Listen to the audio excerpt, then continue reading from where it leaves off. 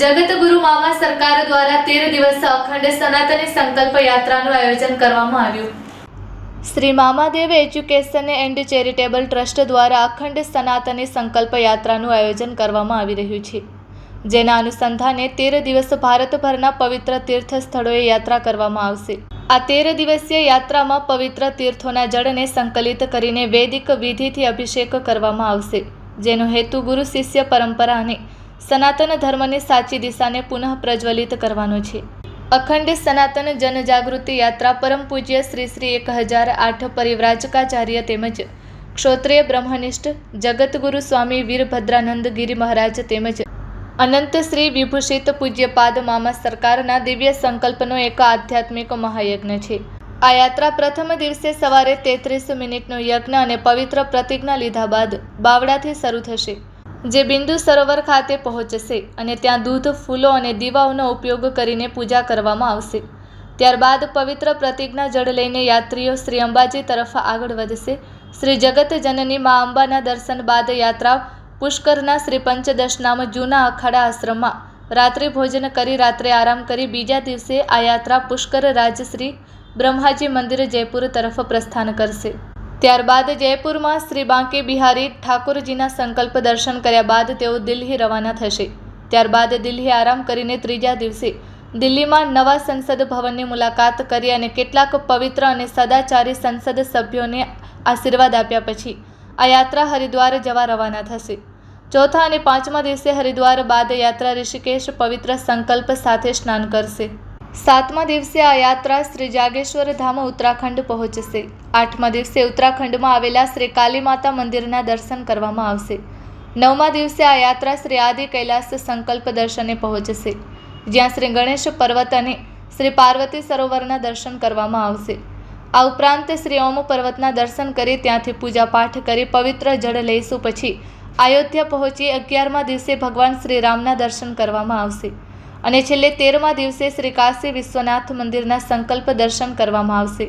આ સમગ્ર યાત્રા માત્ર પ્રદર્શન નહીં પરંતુ આંતરિક આત્મજાગૃતિનો પવિત્ર માર્ગ છે।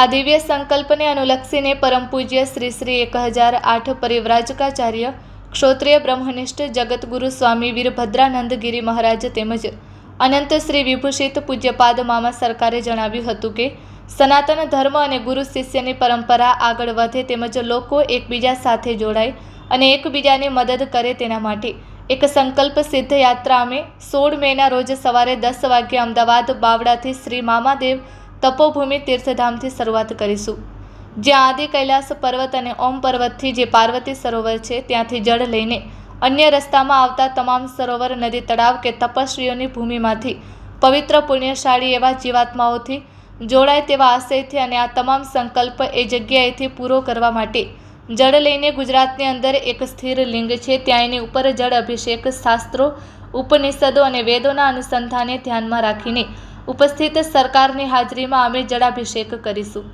Report by Ashwin Limbachiya, Ahmedabad. ઓમ નમો નારાયણ, હર હર મહાદેવ, જય મામાદેવ, જય હો સનાતન ધર્મ। આજ રોજ અહીંયા ઉપસ્થિત તમામ પવિત્ર પુણ્યશાળી જીવ આત્મા એવા પત્રકારને મારા સત કોટી કોટી વંદન। જગતગુરુ વીરભદ્રાનંદગિરી મહારાજ મામા સરકાર મારું નામ છે।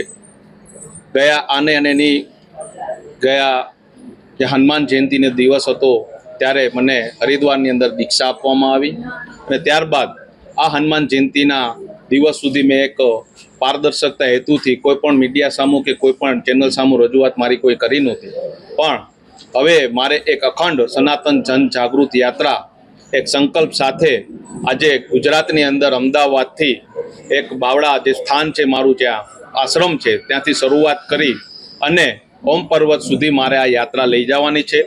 ઓમ પર્વત પર ત્યાં સુધી જતા રસ્તામાં આવતા તમામ સરોવરો, નદીઓ, પવિત્ર પુણ્યશાળી જે તપસ્વી લોકોના સ્થાન છે, કોઈ મંદિરો છે જે પવિત્ર છે, ત્યાં તમામ જગ્યાએ દર્શન કરી પૂજા પાઠ કરી અને જળ લઈ પવિત્ર જળ લઈ ત્યારબાદ અમે જાશું પાર્વતી સરોવર જે આદિ કૈલાસ પર્વત પાસે છે ત્યાં પૂજા પાઠ તપ સાધના કરી અને ત્યાંથી જળ લઈ અને ત્યારબાદ વળી અને ફરીથી પાછા જ્યારે અમદાવાદ બાવળા સ્થાને આવશું ત્યારે આ જળ ગુજરાતની અંદર હાલમાં સંકલ્પ કોઈ દિવસ કોઈને રજૂઆત ના કરવાનો હોય એટલે ફરીથી કોન્ફરન્સ કરી સંકલ્પ ત્યારે નક્કી કરશું કે કયા લિંગ ઉપર, ગુજરાતના કયા લિંગ ઉપર આપણે આ અભિષેક કરશું, જેમાં મીડિયા, અધિકારીઓ, મિનિસ્ટરો સાહેબો અને અન્ય આમ નાગરિકોને પવિત્ર પુણ્યશાળી જીવાત્માઓની સાથે શાસ્ત્રો, વેદો અને ઉપનિષદોને ધ્યાનમાં રાખી અને આ અભિષેક આપણે કરીશું.